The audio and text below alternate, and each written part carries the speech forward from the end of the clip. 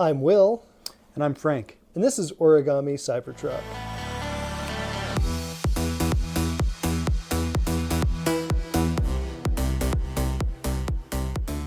Today, I just wanted to talk a little bit about what is the Cybertruck going to do to the truck market overall. I think this is going to have a lot to do with the U.S., so we might be a little more U.S. focused on this video. Right. But, you know, trucks are huge sellers. Light-duty trucks are huge sellers in the U.S. and In a way that they aren't anywhere else. in a way that they aren't anywhere else. So Yeah. let's get into it. What do you think is going to happen? I mean, the Cybertruck was unveiled not too long ago, and it isn't out yet, but already, you know, I think waves have happened in the universe from this release. It was crazy the amount of attention it got, if nothing else. For sure. Well, the day after the unveiling, I was in a restaurant with a bunch of my workmates, and everyone in the restaurant was talking about the Cybertruck. Everyone, every table. And we started like talking with each other, different tables. It was such a fascinating topic. Wow. But there's a reason for that attention, and it wasn't all about the glass breaking. Right. I think a lot of it was about people were starting to realize, hey, this is really different. They started from a clean sheet of paper. They designed something that makes a heck of a lot of sense, and it's very cost effective. Right. And it does all sorts of stuff. Yeah. And so I'm a little worried, honestly, for the manufacturers that, you know, make most of their money on trucks, because I think that the Cybertruck is going to be a major competitor for them. I don't know how many Tesla's going to be able to make or when they're going to start, you know, rolling them off the plant line, but Right. I think it's going to change things a lot. I do too. I mean, if we just look at where the big, you know, the former big three automakers, there's really 2.5 now that Chrysler is owned by Fiat. But, you know, GM, Ford, and Ram, Dodge, Still have to, yeah. they make, I would say, probably most or all of their profit from light trucks, SUVs. You know, that's where I think they're making most of their profits these days. You know, Ford has basically stopped making cars, Sedans at least. sedans in the United Right. States, with, you know, the exception of a couple of things. But so Well- we're seeing a huge shift, or we have been seeing a huge shift toward this market, and the Cybertruck is aimed straight at that. And you just made an important point there. You talked about trucks and SUVs, and the Cybertruck can compete with both very effectively. Right. Because it can do everything you need in an SUV and everything you need in a light or medium duty truck or a sport utility. It covers all that Right. quite well. I mean, this is a wide vehicle. You're going to be able to put, you know, probably 3 child seats in the back if you need to. I mean, Right. this is going to be able to replace for a large number of people what they might have, you know, bought a minivan or an SUV. You know, this is going to have a lot of the same capabilities, but even better than a lot of those things. This is a utility platform, really. So it's something that people can buy for completely different reasons and get all their needs met. And the cost point, the price point is so low. It was Right. just shocking. I couldn't believe it when they said, you know, you could go in for less than $40,000. I wasn't expecting that. I was expecting the low trim model to come in at 50, 55, Yeah. and And I was 39.9. expecting to see something that was, you know, on the top end, 99,000. Yeah, I was Or definitely at least 89. 89, 99, 100 wouldn't have surprised me at all. The Bollinger is 125,000. Right. And Tesla's got, you know, a lot more experience and better technology than any of the other companies trying to build EV trucks right now. So you should be willing to pay more for that, and yet Tesla's asking you to pay less Right. and get more. Right. Now, Tesla's never built, you know, any kind of, you know, pickup truck, or, you know, they have, you know, the Model X, which is a, you know, an SUV, but this is really a new market segment for them, and Tesla does pretty well in all the new market segments they enter or create. And I think that, number one, we're going to see sales come from some people who might have bought something else entirely go to the Cybertruck. But I think we're going to see a lot of sales that are coming out of the pockets of big three automakers and Toyota and even Nissan, people who would have bought those trucks and larger SUVs. It's a tough business, and even if you just lose a few percent of the market that you feel you own, that affects your business a lot. Right. And so, somebody's going to buy these Teslas. I've got one on order. You've got one on order. We've got 30 friends that got them on order, right, and fully expect to buy them. And so I think when you look at what they did with the Cybertruck, starting with a clean sheet of paper and totally redesigning what from first principles, what's the best that we can do with today's technology, building a truck that's economical, that does all the things that you want a truck to do. They came up with a very novel solution. I think that other manufacturers are going to have to really think seriously. Do we want to try to copy some of this? Right. I agree. Another thing I wanted to talk about as well was I wanted to talk a little bit about not just the effects of the Cybertruck and the trucks that they're going to displace in the market, because if the Cybertruck comes out and sells 100,000 vehicles a year, which I think is a very low estimate. Honestly, I've heard people talking about numbers like that, but I think they're going to sell a lot of these things. But let's say it's even 100,000 a year, right? That's going to mostly come out of the pockets of other established truck manufacturers, and that's going to hurt. I mean, this is their high margin product, and to have Tesla come in there and just grab that market share and undercut them on price for specs, and come up with a completely new design that has advantages that we haven't seen before today. Right. I mean, there are some specs that, like Ford, what can they do? I mean, there are certain things about the Cybertruck that they can't just drop the price of their trucks to match the Cybertruck, spec for spec, because they're not, they're not substitutable in some regards. I mean, the Cybertruck is, yes, there are certain ways in which an internal combustion engine in certain use cases is more advantageous, but for a lot of use cases, an electric vehicle is superior, and there are going to be things that you can only do with an electric vehicle, huge ground clearance, stuff like that, you just wouldn't really be able to do with a stock truck. And they're not going to really be able to compete in a lot of these different important ways. The huge generator, basically, that the Cybertruck is, for example, other things. Well, there are people that have bought Fords all their life, like me. My first car was a Ford. Mine too. Mine was a 67 Mustang. My Ford F-250 was my last big truck. I had a small truck, a Subaru Baja. Both those I used for work. Ford has built Ford tough. I love Fords. They build great trucks. And some people are not going to switch from Ford no matter what. Yeah. But some people, when it comes down to I have to part with $50,000 and I can get all this, or I can get this, they might go over here. Yeah. I want to address that a little bit more too.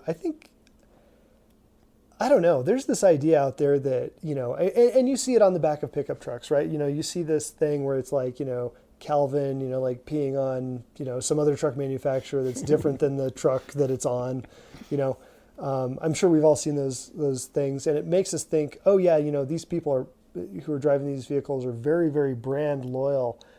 I think they are. I think they are in some way, but I don't know that they're, I don't think that that's everybody who drives a truck, number one.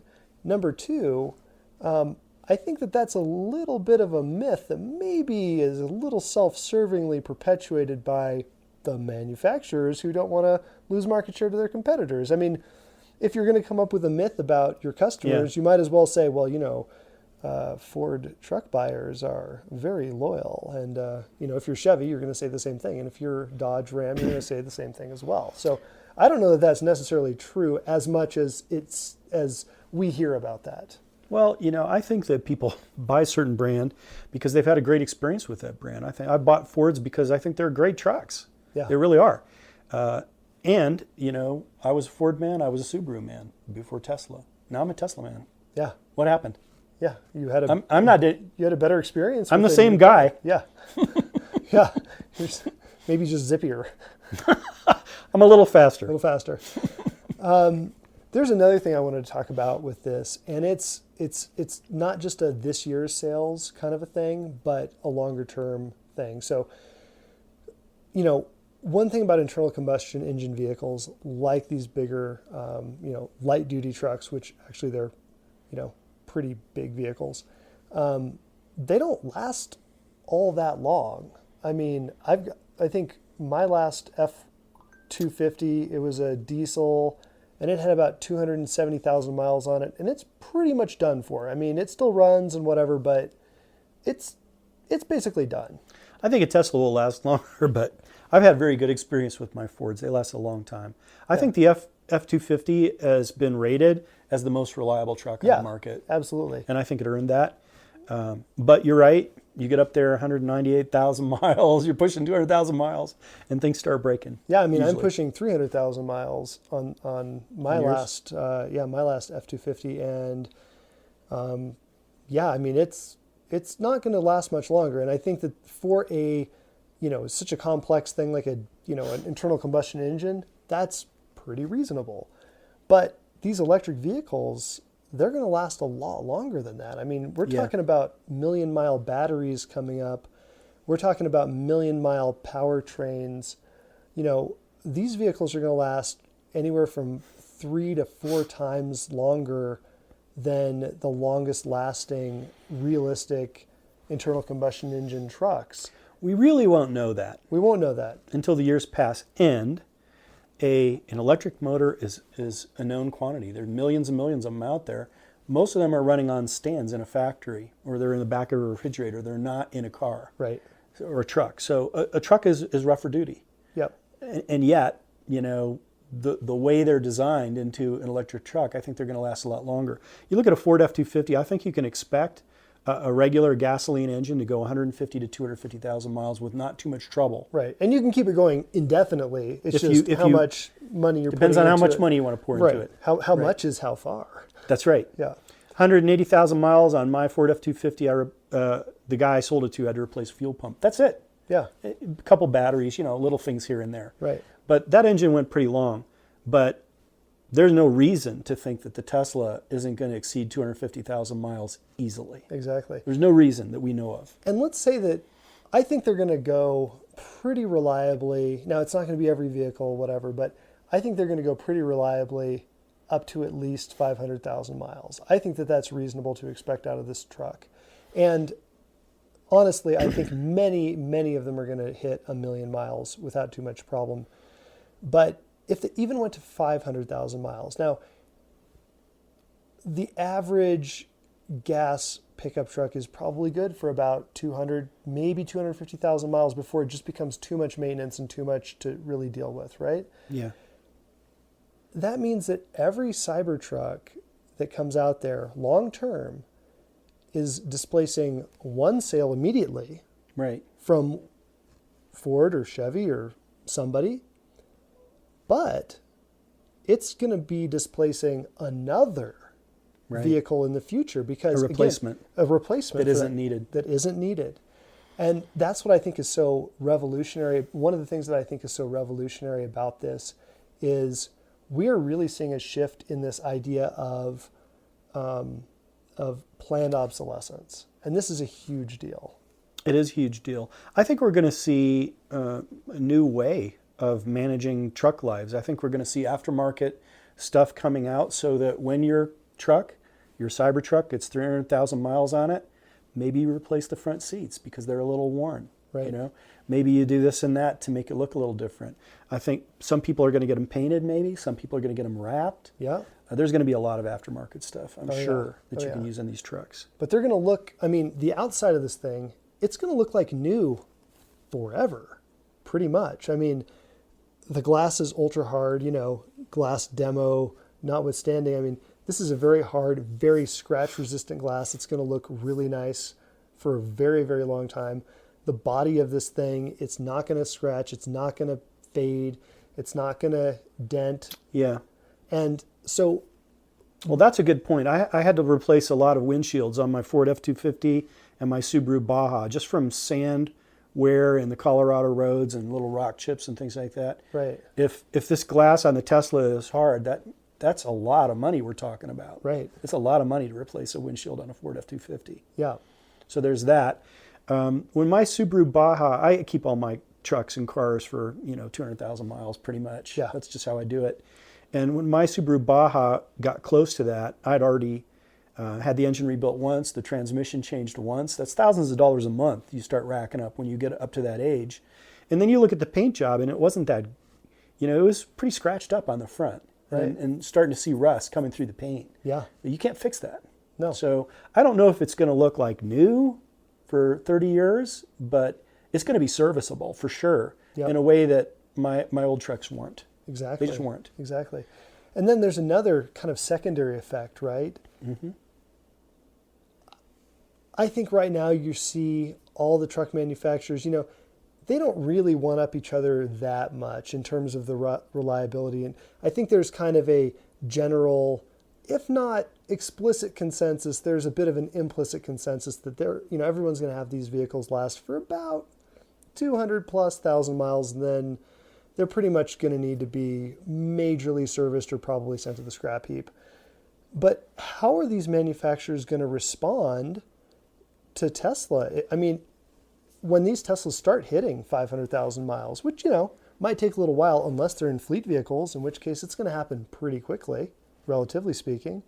When word about that gets out, that this vehicle's got 500,000 miles on it and it still is in amazing shape compared to, what is Ford and what is Chevy, what are Ram going to do about that? Well, I think once the fleets start buying these Cybertrucks, we're going to have a lot of data, actuarial data and scientific data on everything. Yeah. And so people are going to know, but I think by that time, Ford is going to have their own electric truck. GM's going to have theirs, Ram's going to have theirs. But are theirs going to last 500,000 miles? It remains to be seen if they're going to try to go after this new model of how the Cybertruck is made with a unicoque, whatever you call it. Monocoque. Monocoque, but what's the... unibody or... There's another word for it that Elon used in the rollout that I thought was interesting. The bottom line is the Cybertruck is made so that the whole body is bearing exoskeleton. weight. Exoskeleton. Right. So I think of it as like a beetle. You try to crush it under your foot and you can't because the things are so hard. Right. This truck is like that. And all of the stresses and weights that the truck is bearing, all the forces, are being borne by the whole body instead of by a subframe that a body just rides on top of. So that makes it a lot lighter, a lot cheaper. Is Ford going to do that? I don't know. I don't know. And if they do build something like this that lasts twice as long as what they're building now, they're going to see half the sales in the future too. That's right. It's going to affect their business one way or another. It's going to be rough. It's going to be really rough for these other manufacturers, I think, because right now Tesla has a 0% market share. They've got nowhere to go but up. Right. I think that if I'm the CEO of Ford or GM, if I'm looking at this objectively and not kind of putting my head in the sand, I'm going to be really concerned about just the longevity factor and trying to come up with and compete with that. Well, there are very smart people running these companies, all these truck companies, and I'm sure that you're going to do a good job. Yeah. But it remains to be seen what that is. I like to say, I don't know anything about the future. That's why they call it the future. So we'll find out. All right. Thanks, everyone, for joining us. If you haven't already done so, please hit the subscribe button. It helps us out, helps us get visibility out to other people. And hit the like button and let us know what you think. I mean, is this a tempest in a teacup, or is this a tidal wave coming for the big guys of the truck world? I want to know what you have to say about that. And until next time, this is Origami Cybertruck, out.